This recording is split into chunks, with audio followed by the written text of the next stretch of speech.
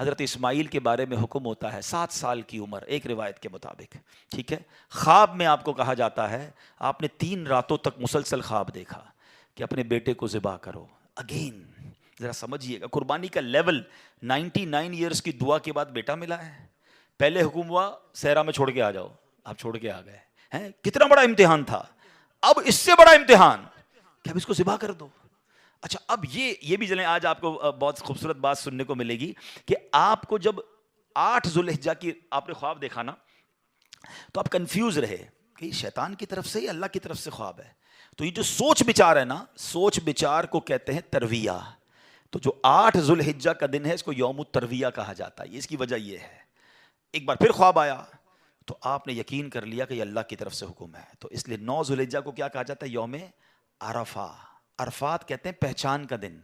آپ کو یقین ہو گیا کہ یہ خواب اللہ کی طرف سے ہے.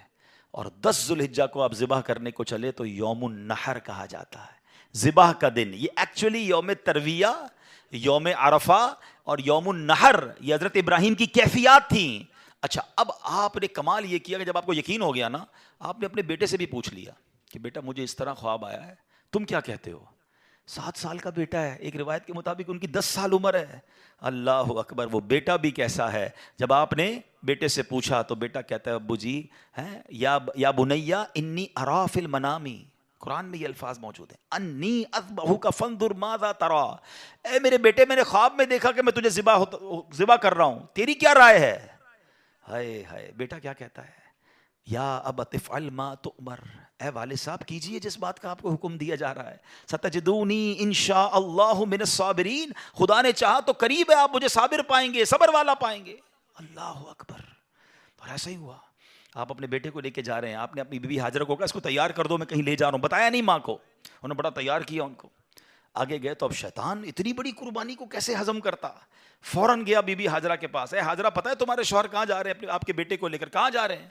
کہا ذبح کرنے جا رہے ہیں. کہا نہیں وہ تو کسی سے ملانے لے جا رہے ہیں، تیار کر کے لے گئے. کہ نہیں وہ ذبح کرنے جا رہے ہیں. کہ باپ بھی بیٹے کو ذبح کرتا ہے؟ بی بی ہاجرہ کہتی ہیں.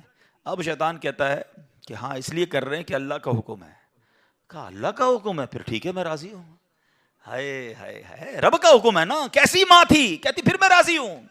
شیطان کا ادھر بس چلا نہیں، حضرت اسماعیل کے پاس پہنچ گئے. کہا اے بیٹے تمہیں پتا ہے تمہارے ابو کہاں لے جا رہے ہیں؟ کہا ابو کہیں لے جا رہے ہیں مجھے. کہا تمہیں ذبح کرنے لے جا رہے ہیں؟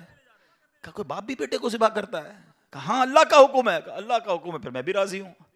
سبحان اللہ. اب جب حضرت اسماعیل نے حضرت ابراہیم کو پتہ ہے کیا کہا کہ والد صاحب اب آپ ذبح کرنے لگے نا، 2-3 میری گزارشات ہیں، ذرا مجھے اچھے طریقے سے باندھ دیجیے گا. کہ ایسا نہ ہو کہ جب مجھے آپ ذبح کریں تو میں زیادہ تڑپوں تو میرے خون کے چھینٹے آپ کے کپڑوں پر گریں گے تو آپ کے کپڑے خراب ہو جائیں گے. چھری کو ذرا تیز کر لیجیے گا تاکہ مجھے تکلیف کم ہو. مجھے الٹا لٹا کے ذبح کیجیے گا تاکہ آپ میرا چہرہ نہیں دیکھ سکیں گے. اور ہاں یہ جو میرا کرتا ہے نا میری ماں کو دے دیجیے گا تاکہ اس کو بیچاری کو تسلی ہو جائے. کیا دنیا نے ایسی قربانی دیکھی ہے؟ اب سنو، حضرت ابراہیم نے بالکل ویسا ہی کیا. آپ کو باندھ بھی دیا، آپ کو لٹا بھی دیا اور آپ نے چھری چلا بھی دی. چھری کا کام کاٹنا ہے، اللہ چاہے تو چھری نے کام نہیں کرنا نا. آپ نے اپنا کام پورا کر دیا، وہ تو کر چکے جو کرنی بشر کی ہے. مگر پھر کیا ہوا؟ سبحان اللہ. یہ امتحان ختم ہوا اور اب آسمان سے آواز آئی. حضرت ابراہیم بالکل اوپر بیٹھے ہیں اور چھری چلا رہے ہیں تو اوپر سے آواز آئی سبحان اللہ، اللہ اکبر اللہ اکبر. آپ نے جب سر اٹھایا تو دیکھا جبریل امین جنت سے مینڈھا دمبا لے کر آ رہے ہیں. تو آپ سمجھ گئے میرے امتحان کا وقت پورا ہو گیا ہے. بے شاختہ آپ کی زبان سے نکلا لا الہ الا اللہ واللہ اکبر. تو حضرت اسماعیل تو نیچے لیٹے ہوئے تھے، وہ بھی سمجھ گئے کہ لگتا ہے ہمارا امتحان پورا ہو گیا. وہ کہتے ہیں اللہ اکبر وللہ الحمد.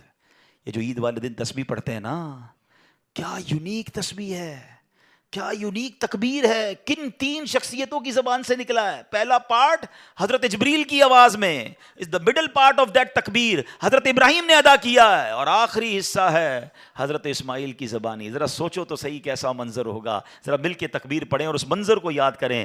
اللہ اکبر اللہ اکبر لا الہ الا اللہ واللہ اکبر اللہ اللہ اکبر وللہ الحمد، اللہ اکبر اللہ اکبر، لا الہ الا اللہ واللہ اکبر اللہ اکبر وللہ الحمد۔ ہمارے بچے، ہماری فیملی قربانی کو ہم نے فیسٹیول بنا دیا ہے، گائے آ رہے ہیں، بکرے آ رہے ہیں، انجوائے ہو رہا ہے، گھوم آ رہے ہیں، پھر آ رہے ہیں، پھر باربیکیو پارٹیاں۔ کبھی تو یاد کرو یار کیا ہوا تھا، یہ کیوں کر رہے ہیں قربانی، یہ کیسی قربانی کی داستان ہے، کب بتائیں گے ہم، کب اس کو سوچے تو صحیح۔ ہمیں خدا کی قسم ایک بار ان کو ہمیں زندگی میں اگر ہمیں بھی یہ کہہ دیا جائے کہ چلو ہر سال نہیں، زندگی میں ایک بار آپ بھی اپنا ایک بچہ ذبح کرو، کیا حال ہوگا؟ کتنی بڑی آسانی، بکرے کاٹو، گائیں کاٹو، خود ہی کھاؤ، انجوائے کرو۔ شریعت نے کتنا آسانی کر دی ہم پر، لیکن اس قربانی کو تو یاد کریں نا۔ اور پھر اس سے سیکھنے کو کیا ملا کہ یہ وہ لوگ تھے کہ جن کی ان واقعات کو پڑھ کر کبھی تو احساس ہو یار کہ کبھی مال کی قربانی دینی پڑے تو میں حاضر، کبھی وقت کی قربانی دینی پڑے تو میں حاضر، کبھی اپنی خواہشات کی، اپنی ڈیزائرز کی قربانی دینی پڑے تو میں اللہ کے لیے دوں گا، اور اللہ وہ دن لائے جب جان کی قربانی دینی پڑے۔